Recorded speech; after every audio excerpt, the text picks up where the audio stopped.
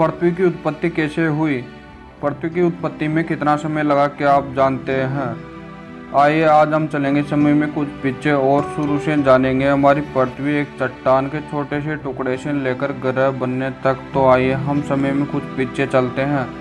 आज से लगभग 4.6 अरब साल पहले की बात है। हमारा सौर मंडल और एक नया जन्मा तारा जिसके चारों ओर धूल और चट्टान चक्कर काट रहे थे। यहाँ तक हमारी पृथ्वी का कोई नामो निशान तक नहीं। इस समय में कुछ ज़्यादा ही पीछे आ चुके हैं। अभी तक पृथ्वी बनने की प्रक्रिया की शुरुआत तक नहीं हुई, लेकिन इसकी नींव तैयार हो चुकी है। यह चट्टान और धूल के कण गुरुत्वाकर्षण बल की वजह से आपस में जुड़ने लग रहे हैं।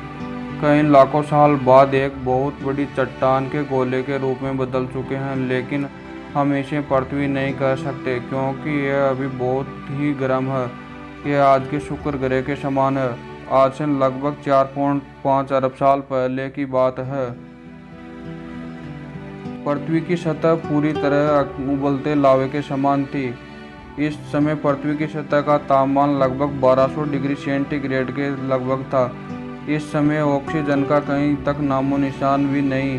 पृथ्वी लगातार एक एस्टेरॉयड की बरसात हो रही थी जो सतह पर कई किलोमीटर लंबी लावे की नदियों का निर्माण कर रहे थे, और ये एस्टेरॉयड कहीं दूरी से नहीं, हमारी पृथ्वी के पास से ही लगातार बरस रहे थे जो पृथ्वी से टकरा रहे थे।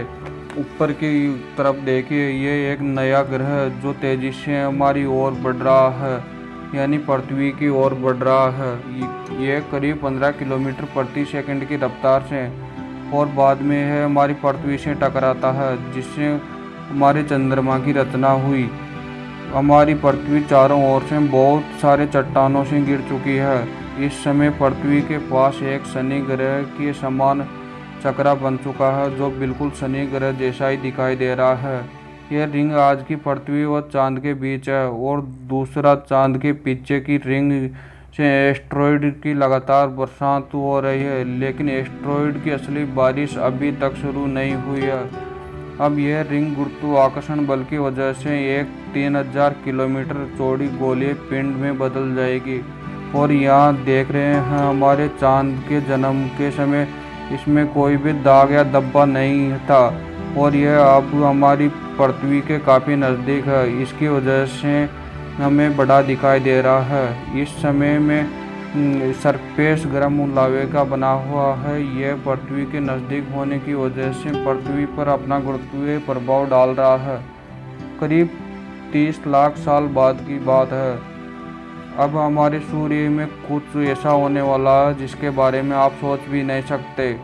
हमारे सौर मंडल के पिंड में ऑर्बिट्स में बदल रहे हैं, और इस बदलाव की वजह से सौर मंडल में एस्टेरॉयड व पिंडों के बीच एक गुरुत्वाकर्षण बल तैयार हो रहा है जो उन एस्टेरॉयड और पिंडों को सौर मंडल के आंतरिक भाग में धकेल रहा है, सीधे तौर पर मंगल, शुक्र, बुध और पृथ्वी, जिसकी वजह से हमारा चंद्रमा पर दाग धब्बे आदि दिखाते हैं। इसे द लैंड हेव बॉम्बारमेंट। इस समय हमारा चांद भी बहुत ही गर्म था। यह आसमान में एक बड़े लैंड की तरह चमकता था यहाँ पृथ्वी पर इतने करीब था कि इसका गुरुत्वाकर्षण प्रभाव धरती पर आज की तुलना में 25 गुना ज़्यादा प्रभावी था। हमारी पृथ्वी एक दिन में 24 घंटे नहीं बल्कि 6 घंटे हुआ करते थे। इस कारण धरती के लावे की नदियाँ में लहरें आज के समुद्र की लहरों से 20 गुना अधिक तेजी से। लेकिन भला हमारा चंद्रमा जो धीरे धीरे समय के साथ साथ हमारी पृथ्वी से दूर चला गया, और इसके पृथ्वी की घूर्णन की गति धीमी होने लग गई और लावे की नदियां ठंडे होने लगी। इस समय पृथ्वी की सतह का निर्माण हो गया। इस वक्त आसमान में एक अकेला चांद नहीं बल्कि 2 तारे भी दिखाई दे रहे थे।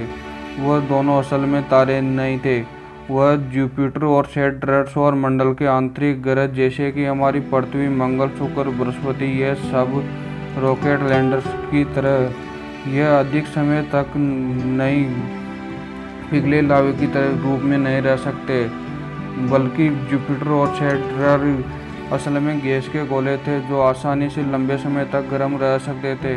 पृथ्वी के जन्म के समय जुपिटर का तापमान लगभग 5000 डिग्री सेंटीग्रेड तक था और सैटर्न का तापमान 3000 डिग्री सेंटीग्रेड के लगभग था।